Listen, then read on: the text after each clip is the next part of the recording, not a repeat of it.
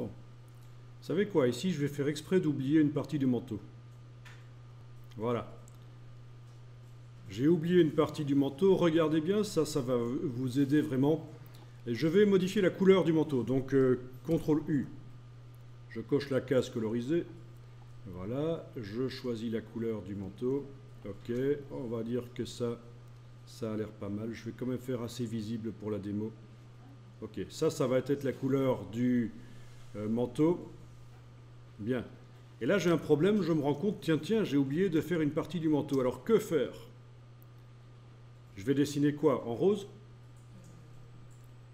Avec le pinceau, là, en rose? Ben non. Il faut que je dessine avec la même couleur que celle qui s'y trouve actuellement. Et donc, l'astuce, c'est de temporairement faire passer... Alors, d'abord, il faut que je vois avec la pipette. Non, voilà. Oubliez l'histoire de temporairement faire passer. Vous prenez la pipette, et il faut que la pipette soit réglée en option échantillon du calque sélectionné. Autrement dit, ça va aller prélever la couleur qui est là, indépendamment de ce qui se trouve en dessous. C'est-à-dire, là j'ai plein de nuances de bleu, mais quand je clique, c'est vraiment une couleur que je prélève. Voilà. Donc c'est ça l'astuce. La pipette doit être en échantillon calque sélectionné, parce que si vous la laissez en échantillon tous les calques, quand vous cliquez, suivant l'endroit où vous cliquez, vous avez une couleur différente qui arrive dans le nuancier, là.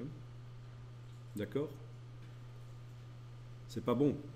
Il faut vraiment que je sélectionne la couleur unie qui est sur le calque, et donc c'est échantillonné le calque sélectionné. Vous avez ça aussi, je suppose? À partir du moment où vous avez prélevé la couleur, vous prenez le pinceau et vous pouvez continuer à dessiner sur ce calque pour ajouter ce que vous aviez oublié.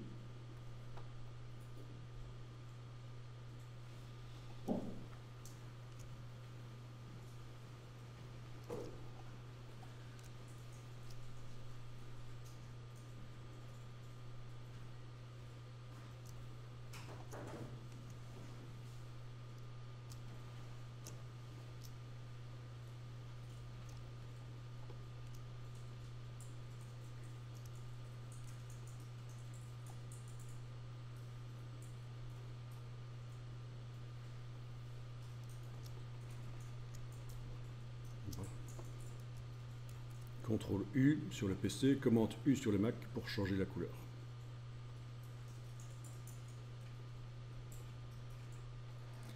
Ici, je ne fais pas de réalité historique, c'est-à-dire, normalement, je devrais me renseigner quelle était la véritable couleur utilisée lors du tournage. Ça, il y a des documentations qu'il faut aller rechercher.